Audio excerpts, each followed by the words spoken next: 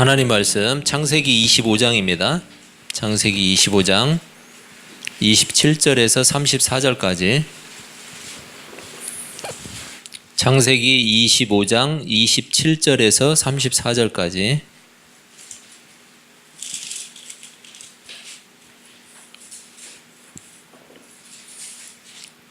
한 절씩 교독하겠습니다. 그 아이들이 장성함에 에서는 익숙한 사냥꾼이었으므로 들사람이 되고 야곱은 조용한 사람이었으므로 장막에 거주하니 이삭은 에서가 사냥한 고기를 좋아하고 그를 사랑하고 리브가는 야곱을 사랑하였더라. 야곱이 죽을 쑤었더니 에서가 들에서 돌아와서 심히 피곤하여 내가 피곤하니 그 굵은 것을 내가 먹게 하라. 그러므로 에서의 별명은 에돔이더라. 야곱이 이르되 형의 장자의 명분을 오늘 내게 팔라. 에서가 이르되 내가 죽게 되었으니 이 장자의 명분이 내게 무엇이 유익하리요. 야곱이 이르되 오늘 내게 맹세하라. 에서가 맹세하고 장자의 명분을 야곱에게 판지라. 야곱이 떡과 팥죽을 에서에게 주매 에서가 먹으며 마시고 일어나 갔으니 에서가 장자의 명분을 가볍게 여김이었더라. 아멘. 여러분 축복합니다. 한 주간 잘 지내셨죠? 예, 더위에 좀 지치시죠? 예, 더위에 너무 힘든데 힘들수록 우리가 하나님의 은혜를 생각하면서 더욱더 분발하시고 이기시기를 바랍니다. 여러분 휴가도 다녀오세요. 다녀오실 분들은 오늘도 휴가 가신 분이 있는데 휴가도 다녀오시고 시원한 데 가서 가족들하고 함께 시간도 보내시고 그렇게 오시길 바랍니다. 오늘 본문은 이삭과 리브가를 통해서 태어난 쌍둥이 형제 누구죠? 에서와 야곱. 에서와 야곱의 일화를 소개하고 있는데 이 에서라는 사람은 자라서 뛰어난 사냥꾼이 되었다고 설명하고 있어요. 그래서 이 에서와 야곱의 아버지인 이삭은 에서가 사냥한 그 들짐승 요리를 좋아했나 봐요. 그렇게 좋아했기 때문에 에서를 더 사랑했다고 성경이 말하고 있어요. 먹는 것 때문에 치사하게 큰아들을 더 좋아하고. 자, 반면에 야곱은 조용한 사람이었고 장막에 머물러 있는 것을 좋아했어요. 집에만 붙어 있었던 모양이죠. 이제 그런 건 아니고 아마 집안일을 잘 돌보는 사람이었을 것이다라는 생각이 들어요. 그래서 집안의 여러 가지 일들을 돌보게 되니까 그래서 그런지 모르지만 이삭의 아내인 이 리브가는 야곱을 더 좋아했어요. 집안일을 많이 도와줘서 그런가? 네, 아들들은 집안일을 열심히 도와주면 엄마의 사랑을 받을 수가 있어요. 네, 아들만 그런 게 아니라 딸도 그렇죠.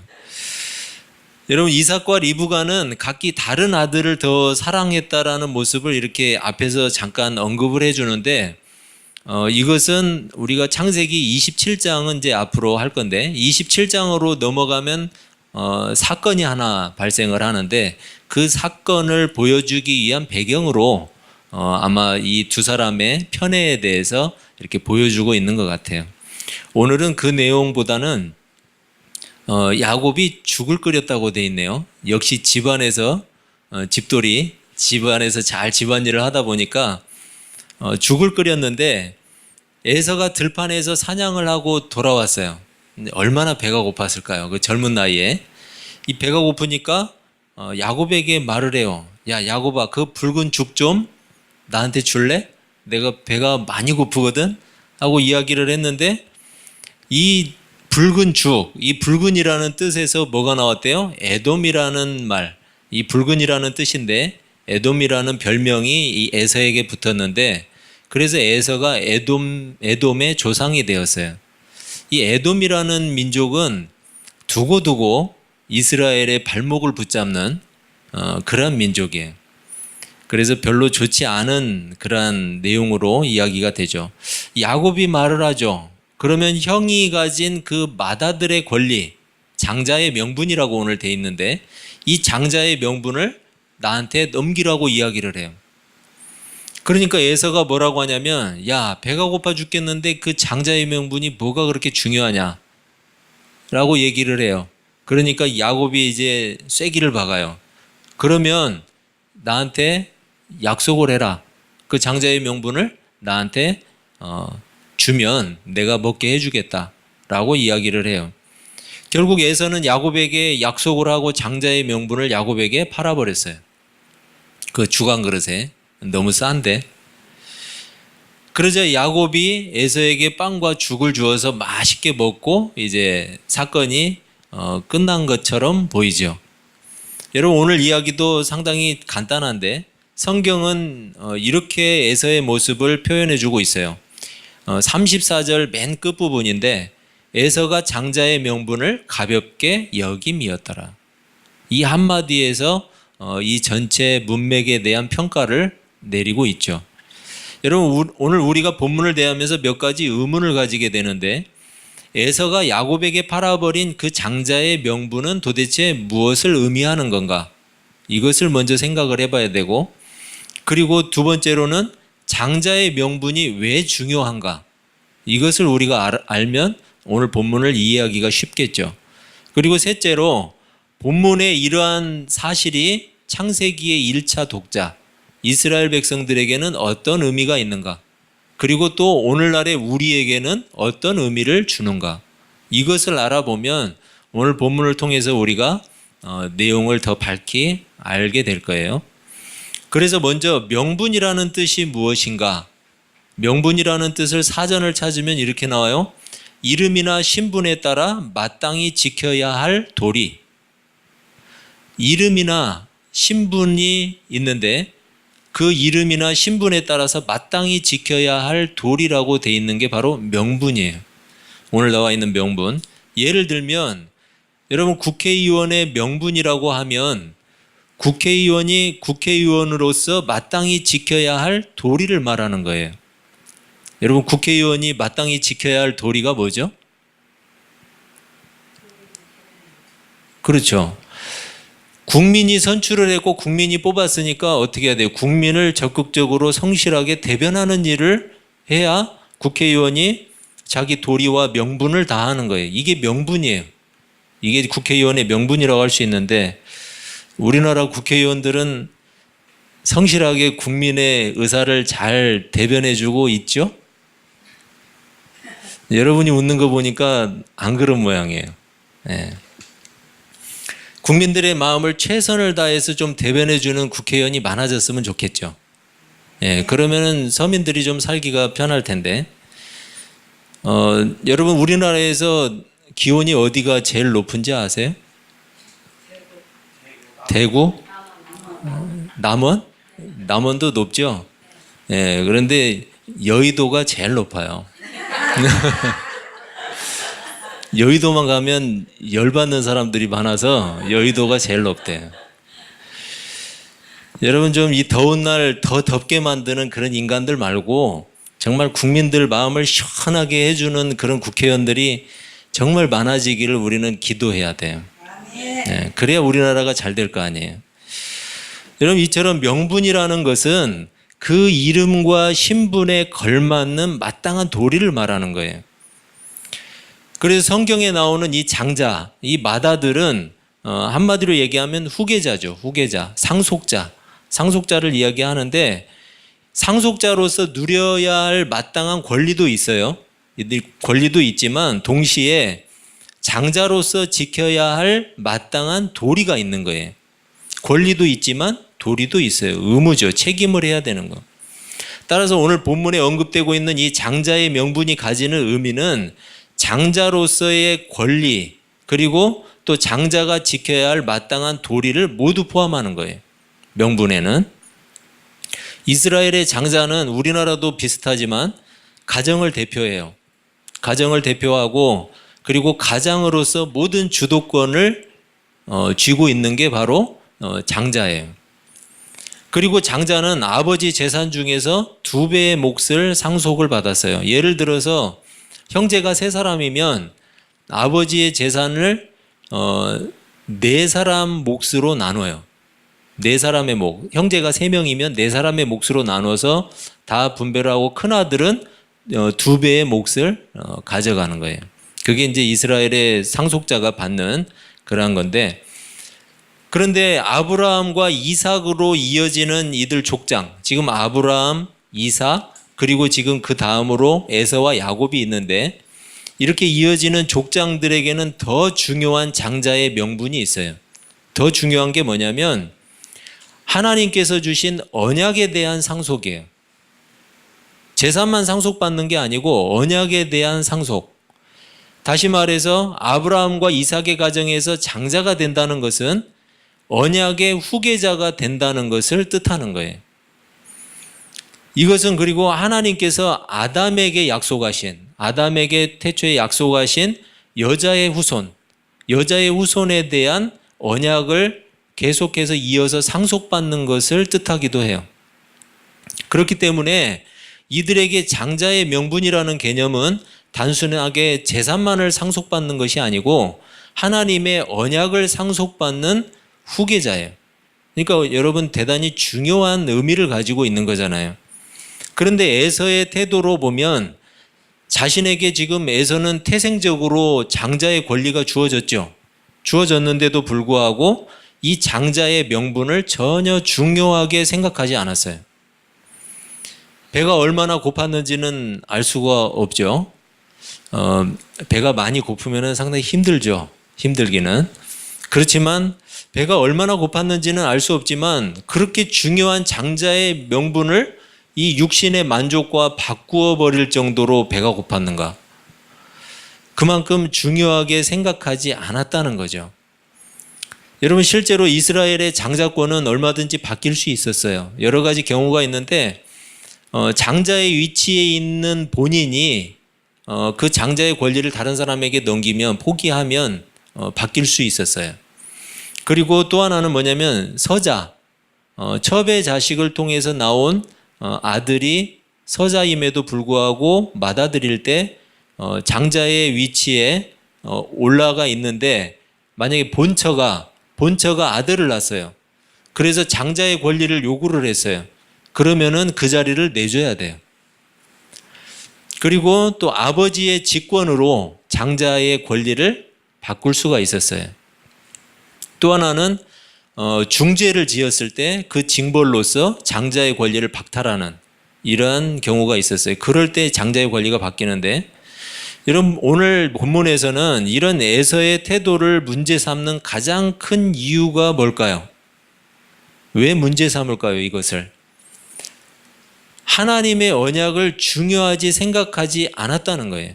하나님의 언약을 전혀. 그의 삶이 영원한 언약보다는 뭐에 지금 더 관심이 있는 거예요? 잠깐의 육적인 삶에 더 관심이 많은 거예요. 그렇기 때문에 히브리서 12장 16절 한번 보겠습니다. 히브리서 12장 16절 같이 한번 읽어보겠습니다. 시작.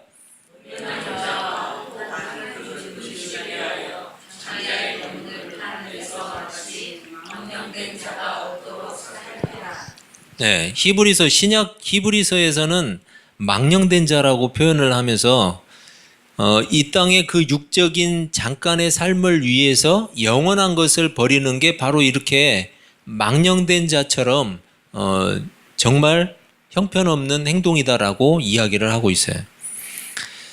여러분 마치 국회의원이 자신의 명분, 즉 마땅히 지켜야 할 도리를 버린 거하고 똑같죠. 국회의원이 자신의 명분을 버리게 되면 국민을 대변하는 것이 아니고 자신의 욕심을 위해서 국회의원을 하게 돼 있어요. 마찬가지로 장자의 명분을 팔아버리고 언약의 중요성을 잊어버린 이 에서는 언약의 후손이 마땅히 지켜야 할 도리를 잊어버리고 있는 거예요. 오히려 자신의 욕심만을 위해서 살아가는 존재, 또 목적을 잃어버린 존재로 살아가고 있는 거죠. 하나님께서 주신 그 언약은 그 자체가 곧 뭐예요? 믿음이에요, 믿음. 그 언약은 믿음이에요. 여러분 그 언약은 구체화된 게 뭐예요? 메시아 언약으로 구체화되잖아요. 그렇기 때문에 그 메시아 언약을 바라보고 그것을 믿는 믿음으로 구약의 백성들은 구원을 받은 거예요. 여러분 구약의 백성들은 뭔가 우리하고 다른 방법으로 구원을 받은 게 아니에요. 그들도 믿음으로 구원을 받았어요. 오실 메시아를 바라보면서 하나님이 주신 그 언약을 바라보면서 하나님을 믿을 때 그 믿음을 통해서 구원을 받은 거예요. 우리도 마찬가지죠. 이미 오신 예수 그리스도, 그렇지만 다시 오실 예수 그리스도, 그분을 믿는 믿음 안에서 하나님을 향한 믿음으로 구원을 받는 거잖아요. 그렇기 때문에 언약을 중요하게 생각하지 않았다는 것은 믿음이 없다는 말과 같아요. 에서는 믿음이 없었어요. 야곱이 장자의 명분을 가로챈 일도 바르다고 볼 수는 없죠. 야곱이라는 이름 자체가 무슨 뜻이냐면 발꿈치를 잡은 자, 그리고 속이는 자, 대신 들어앉은 자, 그런 뜻이에요. 그러니까 뭐예요? 빼앗은 자라는 거예요. 빼앗은 자.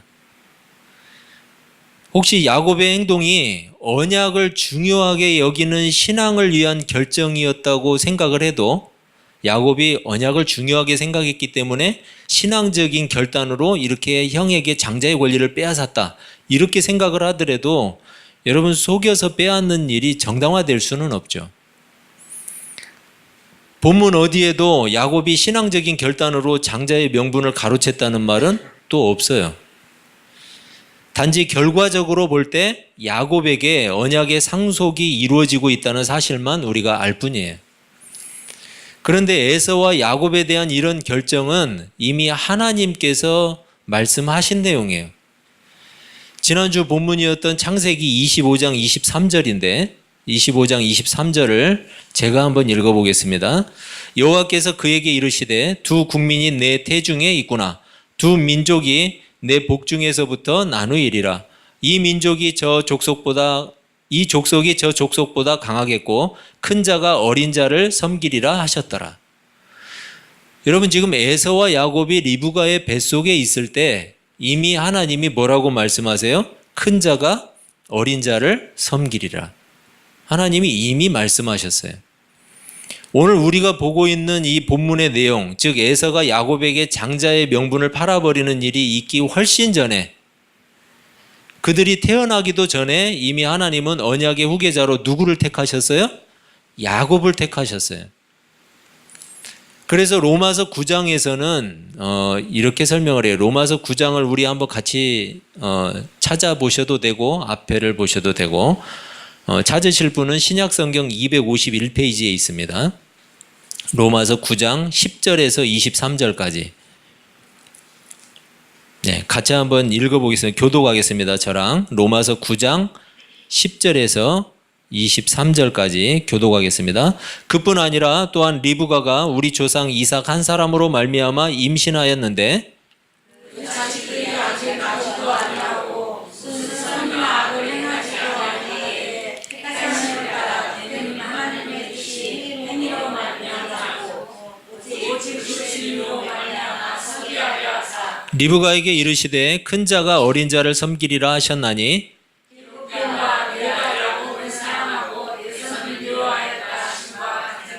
그런즉 우리가 무슨 말을 하리요? 하나님께 불의가 있느냐? 그럴 수 없느니라.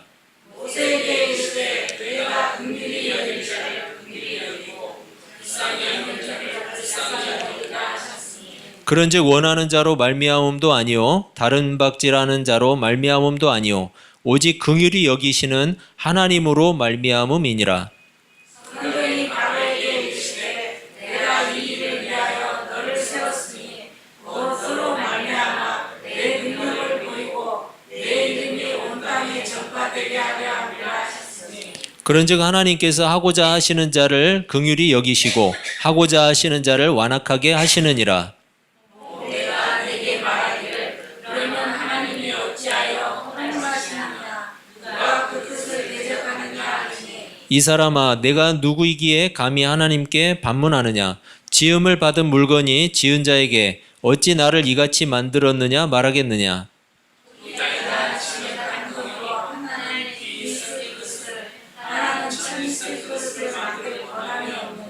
만일 하나님이 그의 진노를 보이시고 그의 능력을 알게 하고자 하사 멸하기로 준비된 진노의 그릇을 오래 참으심으로 관용하시고 또한 영광 받기로 예비하신 바 긍휼의 그릇에 대하여 그 영광의 풍성함을 알게 하고자 하셨을지라도 무슨 말을 하리요. 아멘. 여러분, 이 본문을 보면서 약간 마음이 불편할 수 있는 그런 사람도 있어요. 하나님이 토기장이고 피조물, 우리는 진흙이라고 표현을 하자면 하나님이 친히 만들고자 하시는 것을 만드시는 거예요. 근데 지으신 이에게 나를 왜 이렇게 만들었느냐라고 반문할 수 있느냐, 불평을 가질 수 있느냐라고 이렇게 이야기를 하는데, 이것은 하나님의 이기적인 모습이나 하나님이 공평하지 않다라고 이야기를 하고자 하는 게 아니라 목적이 있어요. 그 목적이 뭐냐면 바로 하나님의 주권이에요. 모든 주권은 하나님이 가지고 계신다라는 거예요. 하나님은 인간이 아니에요. 하나님은 우리가 섬기는 하나님, 신이에요, 신. 에서와 야곱의 행위로 보자면 둘 다 언약의 후계자가 되기는 어려워요. 둘 다 자격으로 보자면. 따라서 야곱이 형을 속여서 장자의 명분을 빼앗은 일을 좋은 욕심이라고 미화시켜서는 절대로 안 돼요. 미화가 나왔네요. 유미화 집사님. 여러분, 실제로 저는 그런 설교를 하는 사람을 본 적이 있어요. 야곱이 거룩한 욕심을 품었기 때문에 장자의 축복을 받았다. 맞을까요? 여러분, 야곱이 언약을 중요하게 생각해서 부린 거룩한 욕심이라는 증거나 말이 성경 어디에 나와 있어요? 없어요. 그런 말은 나와 있지 않아요. 더군다나 우리가 읽은 로마서 9장에 의하면 오직 하나님의 주권에 의해서 야곱이 선택되었다고 말하고 있어요. 하나님이 조건을 보고 선택하신 게 아니에요. 그들이 뱃속에 있을 때, 태중에 있을 때, 그때 이미 하나님이 야곱을 택하셨어요. 왜 그러셨는지는 저도 모르겠어요. 그렇지만 성경은 분명히 야곱을 택했다고 돼 있어요. 조건을 보고 택한 게 아니라는 거죠.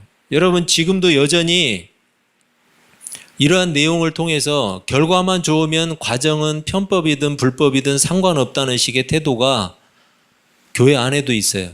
그래서 교회를 세속화시켜요.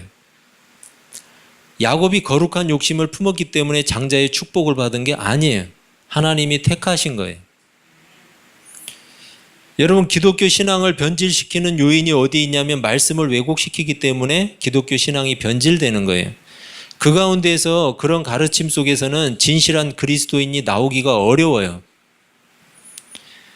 대표적으로 1980년대, 70년대도 있었겠죠. 불법 이민. 여러분, 미국에 관광비자로 건너가서 그곳에 불법 체류를 하다가 그곳에서 버티다가 시민권을 받아서 살고 있는 사람들도 있어요. 그들 중에 상당히 많은 사람들이 간증하는 걸 들어봤어요. 하나님의 은혜로 내가 이렇게 관광비자로 넘어왔는데 시민권을 받게 해줬다. 여러분, 그게 하나님의 은혜예요? 불법을 행하고도 하나님의 은혜라고 한다면, 물론 그 사람이 그 뒤에 하나님의 사람으로 거듭나서 하나님을 믿는 신실한 사람이 되었다라면 어느 정도는 수긍할 수 있어요. 수긍하기 싫지만. 그런데 여러분, 불법적인 방법으로 해가지고 이룬 일을 가지고 하나님의 은혜였다, 하나님이 하셨다. 목사 중에도 그런 사람이 있더라고요. 미국에 가서 목회하는 사람들. 교회라는 간판만 걸어놓으면 저절로 교회가 되는 게 아니에요. 교회다운 모습으로 살아가야 진정한 교회인 거예요. 성경은 분명히 말해요. 하나님의 주권에 의해서 야곱이 선택되었다. 그 이상은 없어요. 하나님은 누군가가 열심히 노력해서 선택의 백성의 자리로 들어오라고 하신 적이 단 한 번도 없어요. 여러분이 아무리 노력해도 선택의 백성이 될 수 없다는 이야기예요. 그렇지만 하나님의 택하심이 있으면 그 사람은 선택받은 백성이 되는 거예요. 선택받은 백성이 선택받은 백성답게 살아갈 때 하나님은 기뻐하시는 거예요. 창세기의 1차 독자인 이스라엘 백성들은 야곱의 자손들이에요. 이스라엘 백성들은 자신들의 조상인 이 야곱이 비록 불법을 행하긴 했지만 결론적으로 합법적인 언약의 후계자라는 사실이 지금 확증되었을 때, 그리고 자신들이 또한 그 언약의 후손으로 선택되었다는 사실, 이 사실을 확신하고 있어요. 그걸 뭘 통해서 알 수 있어요? 그들은 황무지와 같은 그 광야 땅에서 하나님을 신뢰하면서 40년 동안을 그 광야에 머물렀어요. 그리고 여러분, 반복되는 자신들의 죄악과 실패 속에서도 그들을 택하신 하나님의 자비와 긍휼을 바라봤어요. 그리고 한 걸음 한 걸음 가나안을 향해서 전진했어요. 예수 그리스도를 따르는 우리 신자들에게도 신자의 명분이라는 것이 있어요. 신자로서 지켜야 할 마땅한 도리, 그것이 바로 신자의 명분이에요. 교회와 신자는 예수 그리스도의 구속의 은혜로 영원하신 하나님의 언약, 즉 하나님의 나라를 상속받은 영적 이스라엘이에요. 우리가 비록 광야 같은 이 세상을 살아가고 있지만 언약의 상속자라는 확신이 우리에게 소망을 주는 거예요. 시시때때로 실패도 하고 죄의 본성에 이끌려서 넘어지기도 하지만 여전히 우리를 향하신 그 하나님의 긍휼과 풍성하신 사랑이 우리를 숨쉬게 만드는 거예요. 하나님의 그 은혜와 사랑을 계속해서 맛보며 살아가는 길이 있어요. 바로 우리 신자들이 신자의 명분을 절대로 잊지 않은 채 살아가는 거예요. 신자로서 마땅히 지켜야 할 도리는 주위에 믿지 않는 사람들이 이야기해 주고 있어요. 여러분 주변에 귀를 기울여 보세요. 믿는 사람이 왜 저래? 이렇게 이야기하면 그런 일은 안 하면 돼요. 나는 저 사람 보고는 교회 절대로 안 간다. 이렇게 하는 말이 들려오면 그 사람처럼 안 살면 돼요. 죄가 다가오면 피 흘리기까지 싸우라고 성경은 말하고 있어요. 여러분 진정한 명예는 자신의 명분을 지켜갈 때 생겨나는 거예요. 요즘에 삼성의 이건희 회장이 어려움을 당하고 있죠? 모르세요? 성매매 동영상 때문에 문제가 되고 있죠. 못 보신 분도 있을 거예요. 이건희 회장이 그 성매매를 하는 그 동영상이 그대로 찍혀서 다 지금 인터넷상에 뿌려지고 있어요. 뉴스타파인가? 거기 프로에도 나왔어요. 여러분 대기업 총수잖아요. 대기업 총수로서 우리나라를 대표하는 기업의 총수인데 이 사람이 마땅히 지켰어야 할 그 도리, 자신의 명분을 저버렸기 때문에 명예마저 잃게 된 거예요. 어떤 사람은 그렇게 이야기해요. 대기업 총수도 사람인데, 사람이죠. 그렇지만 여러분, 다 똑같은 명분을 가질 수는 없어요. 국회의원은 국회의원의 명분이 있고요. 대기업 총수면은 대기업 총수다운 명분이 있고요. 그리고 신자에게는 신자다운 신자의 명분이 있어요. 교회의 영광스러움은 어디에 있을까요? 세상과 같아서는 안 되겠죠. 왜? 교회니까. 교회가 교회다움을 잃지 않고 신자가 신자다움을 잃어버리지 않을 때 교회의 명예는 찬란하게 그 빛을 드러낼 수 있는 거예요. 신자가 신자의 명분을 잘 지켜갈 때 실추된 교회의 명예 역시 비로소 회복될 수 있을 거예요. 여러분 우리는 예수 그리스도를 통해서 언약을 상속받은 언약의 상속자들이에요. 따라서 우리는 신자의 명분을 가진 사람들이에요. 잠깐의 육신의 만족을 위해서 신자의 명분을 팔아버리는 그런 어리석음에 빠지지 마시기를 바랍니다. 그리고 신앙을 핑계 삼아서 편법이나 불법을 행하는 일도 절대로 하지 마시기를 바랍니다. 에서와 야곱 바라볼 거 없어요. 본받을 거 하나도 없어요. 단지 하나님께서 우리를 택해 주신 그 명분 때문에 우리는 신자의 명분을 갖게 된 사람들이에요. 여러분 한 주간 살아가게 될 모든 삶의 자리가 있어요. 그 삶의 자리에서 이 신자의 명분을 바르게 붙잡고 바르게 세워가는 우리 아둘람의 거룩한 사람들이 되시기를 주의 이름으로 축복합니다. 기도하겠습니다.